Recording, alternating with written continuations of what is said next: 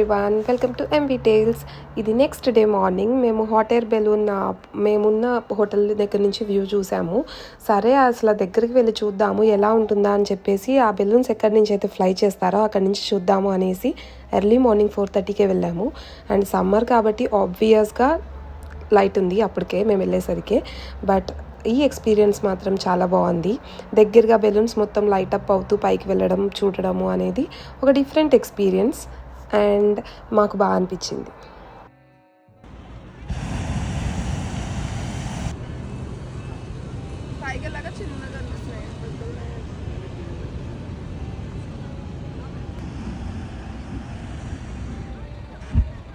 ఇంకా బెలూన్స్ అన్నీ ఫ్లై అయిపోయాక అక్కడ వ్యూ పాయింట్స్ ఉన్నాయి.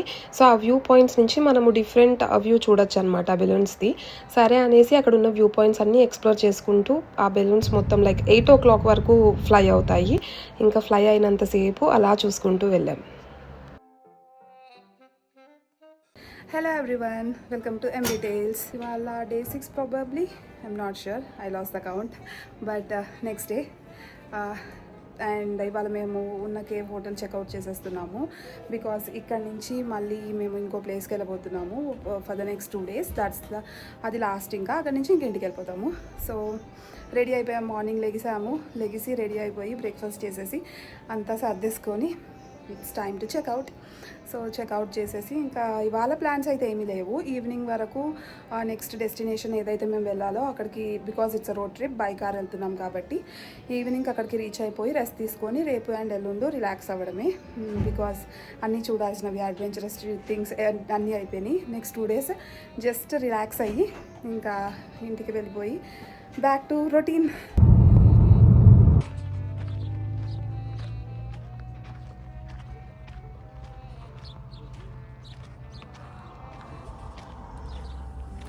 ఆన్ ద వేలో మాకు ఓపెన్ ఎయిర్ మ్యూజియం కనిపించింది. సో ఇది ఓపెన్ ఎయిర్ మ్యూజియం అనమాట. అక్కడ ఇక్కడ ఆగి ఇది చూసుకొని అప్పుడు మళ్ళీ స్టార్ట్ అయ్యాం.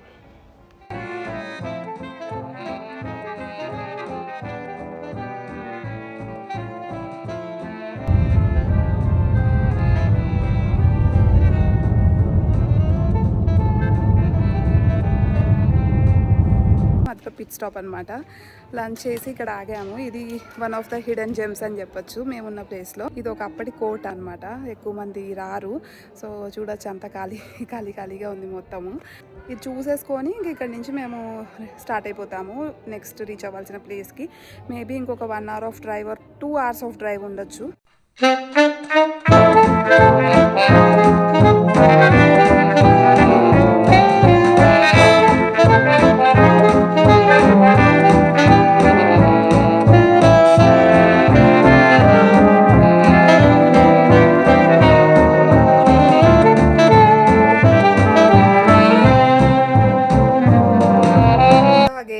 వచ్చేసాము హోటల్కి.